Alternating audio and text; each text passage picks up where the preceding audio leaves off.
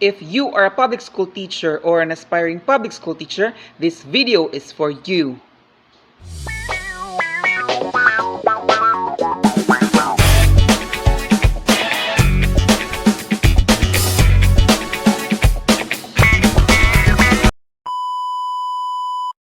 Welcome back to my channel. If you are new to this channel, please don't forget to subscribe and hit the bell button for you to be updated on the latest happenings in the Department of Education. So today's video is all about the fiscal year 2019 performance-based bonus for DepEd teaching and non-teaching personnel. So there are rumors circulating in different social media platforms about the non-compliance of the Department of Education in the requirements for the performance-based bonus. In line with this, I will share to you some info regarding this matter. So without further ado, let's go. So here is the status of DepEd's results-based performance management system taken from the website of Development Academy of the Philippines on March 5, 2021. You can see here the compliance status of the Department of Education Office of the Secretary for the year 2019. For the PBB requirements, the submission of modified Form A or A1 is still on the ongoing review status. For the ISO QMS requirement, DepEd is now compliant. Under good governance conditions, DepEd is now compliant on Transparency Seal. Unfortunately, it is non-compliant on PhilJEP's posting, while Citizens Charter is not applicable. For public financial management reports, budget and financial accountability reports is still on an ongoing review status, while for COA financial reports, DepEd is now compliant. Unfortunately, it is non-compliant on the full implementation of 30% of prior year's audit recommendations. DepEd is also compliant on APP Common Use Supplies and Equipment and compliant on APCPI results submission, but non-compliant on the conduct of early procurement activities. Under other cross-cutting requirements, DepEd is now compliant on agency review and compliance procedure of SALN, compliance with FOI program, and posting of guidelines on system of rating and ranking.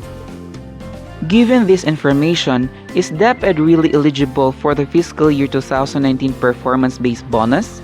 Now here is an info from Ma'am Annalyn M. Sevilla saying PBB is not budgeted in DepEd because you only get PB bonus when the AO25 task force has evaluated the agency eligible for PBB.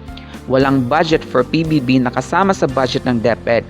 Hindi po ako or DepEd ang nagde-decide if may PBB tayo or wala.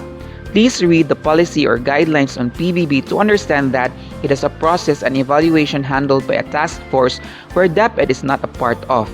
Kailan ma-receive? DepEd cannot answer that because hindi nga tayo nag-i-evaluate ng PBB at wala ang pondo ng PBB sa DepEd. Nasa DBM po yun.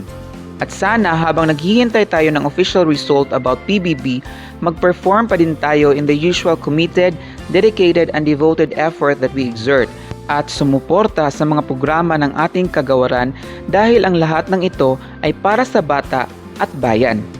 Now here is the good news. An official from the Department of Education has confirmed that the Department of Education teaching personnel is eligible for the fiscal year 2019 performance-based bonus. And for further details, please watch this. In an interview on March 9, 2021, DepEd Undersecretary for Human Resource and Organizational Development, Jesus L.R. Mateo, mentioned about 2019 performance-based bonus of DepEd. He said, DepEd met 13 out of 15 indicators. We are eligible as an agency because we met all the good governance indicators after our appeal on nationwide PhilJEP's non-compliances. Teaching positions are eligible. Non-teaching positions are eligible, but selected accountable offices or officers in the non-compliant regions will be isolated. So with this information, we can say that all DepEd teaching personnel will expect to receive the 2019 performance-based bonus sooner. All we have to do is just wait and extend our patience as the concerned authorities are doing their job. If you have comments, suggestions, please don't hesitate to write your thoughts in the comment section below. Thank you so much for watching. God bless everyone. Stay safe.